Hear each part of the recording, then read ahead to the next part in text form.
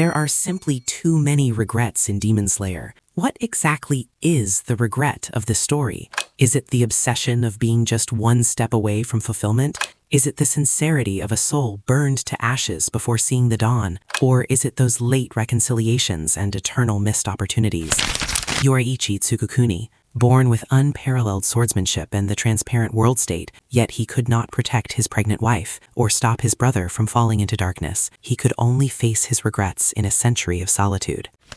Michikatsu Tsukukuni, Kokushibo. He spent his life chasing the brilliance of the sun, only to destroy his own moonlight in madness. Only as his head fell did he remember his original heart, the brother who promised to protect him. Kyojiro Rengoku. Like a son, he protected every passenger on the train, only to fall in the deep night just before dawn. He fulfilled his duty and became a spark in the hearts of many, yet he never heard that long overdue word of approval from his father. Akaza Hakuji, always one step away from happiness. He stole to save his father and trained to protect his master and lover, yet fate toyed with him at every turn. In his final moment, his body bloomed with the afterlife fireworks for the memory of his fiancée, Koyuki. Obanai Igro and Mitsuri Kandoji. Though they loved each other, they didn't dare confess until the end. Only in battle did they interlace their fingers, turning their unspoken I love you into a promise to be together in their next life as they headed toward the afterlife. Tamayo. Tricked by Muzan into killing her own family, she spent 400 years in nightly remorse. A mother who only wanted to see her children grow up, she finally completed her revenge against Muzan at the cost of her life. Sanemi Shinazugawa. To protect his brother, he killed his own demonized mother. He hid his tenderness behind a mask of rage, carrying the guilt of matricide alone. Genya Shinazugawa. Having grown up misunderstanding his mother's abandonment, he died with his body shattered, still wanting to apologize to his brother, unaware that Sanemi's mark was in the shape of the windmills Genya loved. Giyu Tomioka.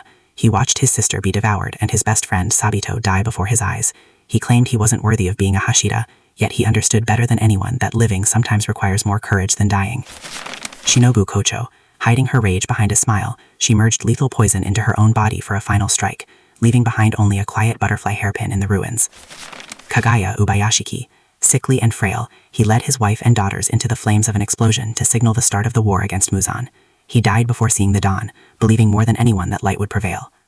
Kiriya Ubayashiki. At only 8 years old, he shouldered the burden of leadership immediately after the death of his family. While other children were pampered, even crying became a luxury for him. Sakonji Udokaraki. The 13 disciples he painstakingly trained were all sacrificed. The fox masks meant to be charms for a safe return became silent tombstones in his heart. Jigoro Kuwajima. The man who changed Senetsu's life committed seppuku out of shame for his other students' betrayal.